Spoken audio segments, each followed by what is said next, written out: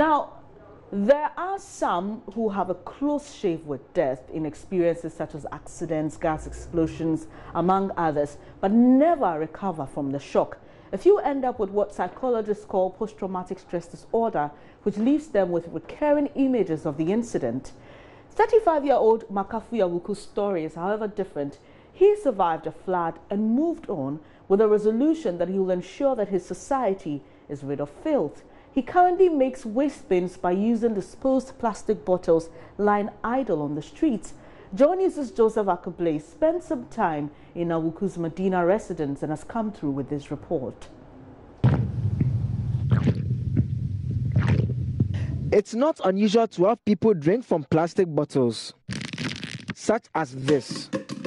Neither is it strange to have them dump them on the streets once they are done. More often than not, people forget the impact of such an act.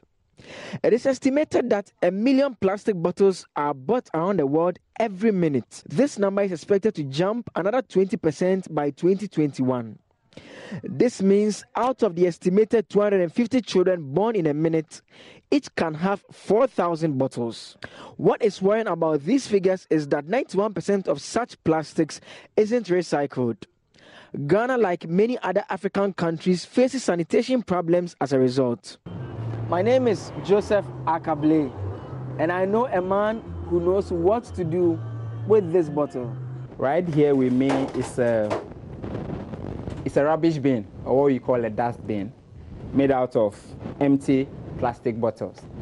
There are 157 pieces of bottles in this piece, and this is about a normal size dust bin that we find in households. And it is made such in the way that it is very durable and can withstand the pressure of heavy things. But at the same time, it is not too heavy, so I can lift it up easily in case you want to dispose of the waste. The UPSA trained marketer and poet who works with NGO One Ghana Movement recalls with nostalgia his near-death experience in 2010 that got him thinking.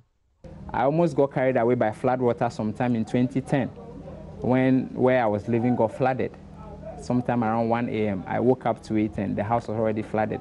And I thought of the fact that some of these gutters were being choked by plastic waste and plastic bottles.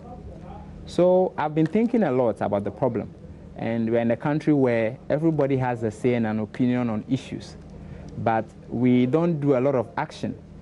So I decided, instead of just talking about the waste and probably just managing my own waste well, we could take it a step further and start a waste revolution where we can create viable solutions and viable items from the waste we have. So I decided I wanted to work with plastic bottles. And then I was just going to create anything that I believe is viable with plastic bottles. The essence is to keep the bottles out of the environment and develop viable solutions that are very relevant in the area of health, education, infrastructure, in the area of household materials. Just think of it. We could create anything from the waste, and this will be, in the long term, a better way of managing the plastic bottles instead of just dumping it in the environment. For many who may have such an inspiration, what remains is the skill. Awuku does not require receiving any formal training. For me, every skill can be acquired. Sometimes we say, oh, I don't think I can do it. This is not my type. I don't have that skill. But if I lock you up in a room and you are not going to come out until you do something with what you have in the room, you begin to think about ideas.